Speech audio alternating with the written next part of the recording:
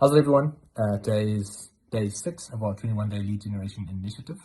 And yesterday we talked about the dwell time on your site and what you can do to get people to stay around for longer. And that's really crucial because ideally you want people to hang around so they can learn more about your product or service, to really understand what you have to say and essentially strengthen the connection with you, right?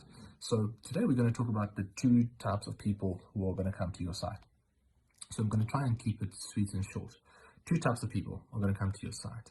And the first type is ideally the type that you want is intent-driven searches. So these individuals understand what the pain point is. For example, in our case, they have a business that they want to market.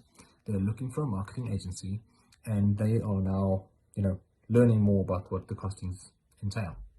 Right.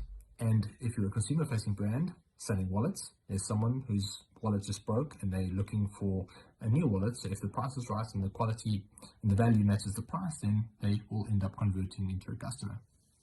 So I would say roughly 5% of all the visitors going to come to your site would be intent-driven searches, right? Or intent-driven visitors. And ideally, you need to make it as easy as possible for them to become a customer or a lead.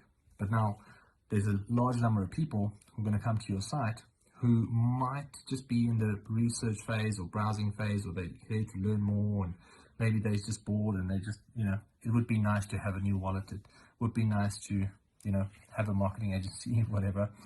These guys are just learning more about the solution and they're just there to gather information, and essentially they're going to leave. But it's your job to ensure that it's your job to ensure that they leave with something. And usually we would advise that something is a piece of value and something that would allow you to, one, establish yourself as a thought leader in the space, two, add value to their current situation, and three, I would say allow you to stay top of mind as a business. So that is where we, as a company, always advise that you collect someone's information.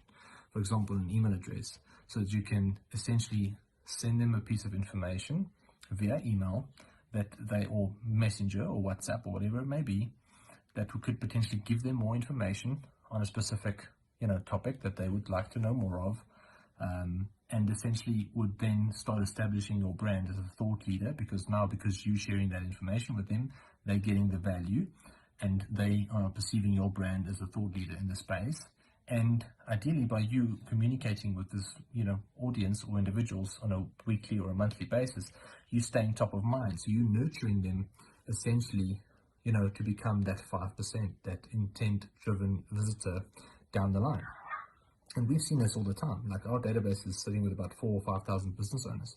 So what happens is that, every time we send a mail, we're getting people saying, hey, I'm ready now, or I wasn't ready a week ago or a month ago or a year ago, but I've been following you. And that's just the way we stay top of mind, right? So we're turning that 95% of people into intent-driven visitors. So that's ideally what you would want to do as a business. So there's going to be 5% of people coming to your site who are there to become a lead or to buy a product. And it's your job to position the offer in a sexy way and make it as frictionless for them in order to become a customer.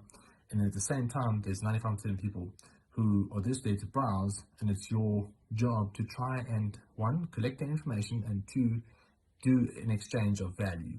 So you exchanging, an email address for a piece of value, and that's going to have, benefits down the line for both of you. And we're going to talk about now what those benefits would be tomorrow, and we're going to talk about how you can exactly go about doing that tomorrow as well. So I thought I'd share that with you today, and I look forward to tomorrow. All the best and have a great day.